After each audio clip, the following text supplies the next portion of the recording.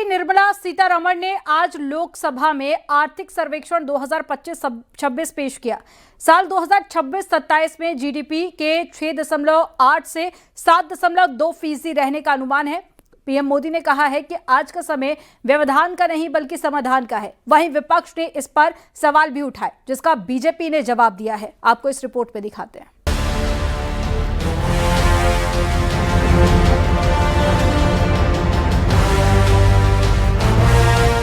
Budget से पहले पेश हुए आर्थिक सर्वेक्षण ने देश की आर्थिक सेहत का रिपोर्ट कार्ड सामने रखा। वित्त मंत्री निर्मला सीतारमण ने संसद में ये रिपोर्ट पेश की। Hindi and English versions. Economic survey 25-26, economic survey 25-26 statistical appendix. पिछले एक दशक में 25 करोड़ देशवासी गरीबी को हराकर गरीबी से बाहर निकल गए। जबकि एक दिन पहले राष्ट्रपति द्रौपदी मुर्मू ने अपने अभिभाषण में मोदी सरकार की उपलब्धियों का उल्लेख किया। वित्त मंत्री ने कहा कि जीएसटी सुधारों में ई-वे बिल पर फोकस किया गया है। साल 2026-27 में जीडीपी के 6.8 से 7.2% तक रहने का अनुमान है। बजट सत्र के दूसरे दिन पीएम मोदी ने कहा कि आज का भारत आत्मविश्वास से भरा है। भारत दुनिया के लिए आशा की किरण है। आज का वक्त व्यवधान का नहीं बल्कि समाधान का है। आज जिस प्रकार से देश आगे बढ़ रहा है, आज समय व्यवधान का नहीं है, आज समय समाधान का है। आज प्राथमिकता व्यवधान नहीं है, आज प्राथमिकता समाधान है। वहीं बजट सत्र से पहले राष्ट्रपति के अभिभाषण पर सपा सांसद अवधेश प्रसाद ने निशाना साधा। उन्होंने कहा कि ये अभिभाषण सरकार द्वारा तैयार किए गए दस्तावेज से ज्यादा कुछ नहीं था। पूरा भाषण सिर्फ शब्दों का मकड़जाल था, जिसका जमीनी स्तर पर कोई लेना देना नहीं है। राष्ट्रपति का भाषण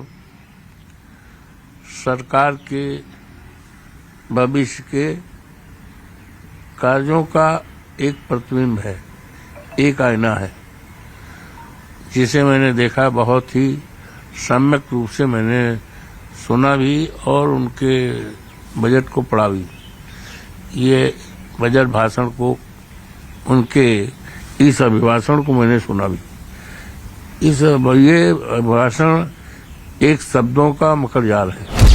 1 फरवरी को बजट पेश होने को लेकर सपा सांसद का अजीबोगरीब बयान सामने आया।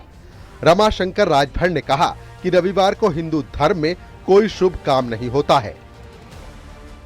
मैं बता दूं आपको, हमारे हिंदू धर्म में कोई काम रविवार को नहीं शुरू होता है, लेकिन इस सरकार तो धर्म की आड़ में छिपती है। और अगर रविवार को भी बजट ला रही है तो हम लोग यह देख रहे हैं कि उसमें देश के बेरोजगार नौजवानों को क्या मिला, उसमें किसानों को क्या मिला, उसमें व्यापारियों को क्या मिला।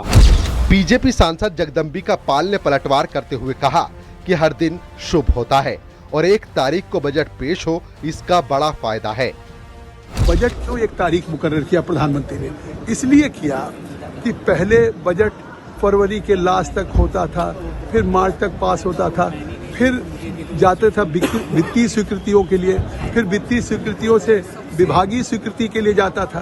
तो ये जो बजट की प्रक्रिया है उसमें जून आ जाता था, बारिश शुरू हो जाती थी, तो 6 महीने बजट का पैसा यूटिलाइज नहीं होता था। आज टाइम बाउंड बजट का पैसा देश के विकास में खर्च हो, इसलिए नरेंद्र मोदी रविवार शुभ दिन तो होता है ना। बिल्कुल हर दिन शुभ। सरकार ने कहा कि महंगाई दर का लक्ष्य अनुमान रेंज के अंदर है। सरकार ने कहा कि जीएसटी की दरें घटाने से डिमांड को सपोर्ट मिला और अगले वित्त वर्ष में घरेलू मांग, निवेश में मजबूती रहने का अनुमान, लेकिन ग्लोबल ग्रोथ और स्थिरता को लेकर अनिश्चितता कायम है। Bureau report, news 18, UP Uttarakhand.